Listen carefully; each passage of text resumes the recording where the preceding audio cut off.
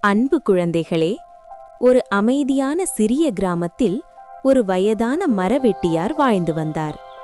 ஒவ்வொரு நாளும் விடியற்காலையில் எழுந்து காடிற்குச் சென்று மரங்களை வெட்டி கடினமாக உழைப்பார். அவருடைய வாழ்க்கை எளிதானதில்லை. ஆனால் அவர் ஒருபோதும் குறை கூறவில்லை. ஏன் தெரியுமா? அவருக்கு ஒரு பெரிய செல்வம் இருந்தது. அவருடைய ஒரே மகன். அந்த சிறுவன் புத்திசாலி, ஆர்வமுள்ளவன், பள்ளியில் மிகவும் நன்றாக படிப்பவன். தந்தை சோர்வடைந்தாலும் மகனை நினைத்தால் முகத்தில் சிரிப்பு மலரும். என் மகன் பெரியவனாகி நல்ல வாழ்க்கை வாழ்வான் என்று அவர் பெருமையாக எண்ணுவார். ஒரு நாள் பள்ளியில் தலைமை ஆசிரியர் வகுப்பறைக்குள் வந்தார். அன்பான மாணவர்களே, உங்கள் ஆண்டு தேர்வுகள் விரைவில் தொடங்கப் போகின்றன. உங்கள் சுய முயற்சியாலேயே நீங்கள் தேர்ச்சி பெற முடியும். ஆனாலும் உங்களுக்கு உதவ ஒரு சிறப்பு புத்தகம் உள்ளது என்றார். அவர் ஒரு தடிமனான புத்தகத்தை உயர்த்தி காட்டினார். இந்த புத்தகத்தில் கடந்த ஆண்டுகளின் தேர்வு வினாக்களும் பதில்களும் உள்ளன. ஒவ்வொரு அத்தியாயமும் ஒரு குறிப்பிட்ட ஆண்டின் தேர்வை கொண்டுள்ளது. இது உங்களுக்கு பயிற்சி அளிக்கும் என்றார். மாணவர்கள் மகிழ்ந்தனர். மரவெட்டியாரின் மகனும் அந்த புத்தகத்தை ஆர்வமாக பெற்றுக்கொண்டான்.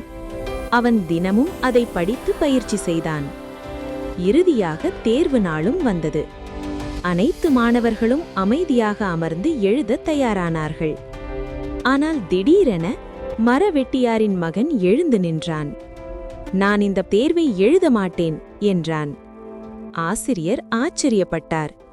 ஏன் மகனே என்று கேட்டார்.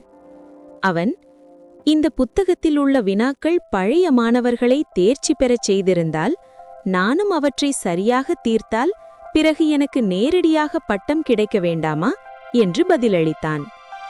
ஆசிரியர்கள் பல முறை விளக்கினர். அவை பயிற்சிக்காக மட்டுமே. இன்று உன் அறிவை நீயே நிரூபிக்க வேண்டும். ஒவ்வொரு காலத்துக்கும் அதன் சொந்த தேர்வு உண்டு என்றனர். ஆனால் சிறுவன் அதை புரிந்து கொள்ளவில்லை. அவன் தனது தேர்வை புறக்கணித்தான். அன்று மாலை தந்தை அமைதியாக மகனுடன் அமர்ந்தார். அவர் மென்மையாக, என் மகனே என்றார். அவன், சொல்லுங்கள் அப்பா என்றான். பழைய கேள்வி பதில்கள் நமக்கு பயிற்சியை மட்டுமே தரும். ஆனால் வாழ்க்கையில் ஒவ்வொருவரும் தங்களுடைய சவால்களை தாங்களே எதிர்கொள்ள வேண்டும். நேற்றைய தேர்வின் பதில்கள் இன்றைய வெற்றியை தராது என்று அவர் அன்போடு எடுத்துச் சொன்னார். அந்த வார்த்தைகள் சிறுவனின் மனதில் பதிந்தது. அவன் தன் தவறை உணர்ந்தான். அடுத்த நாள் பள்ளிக்குச் சென்று தன் தேர்வை எழுதினான்.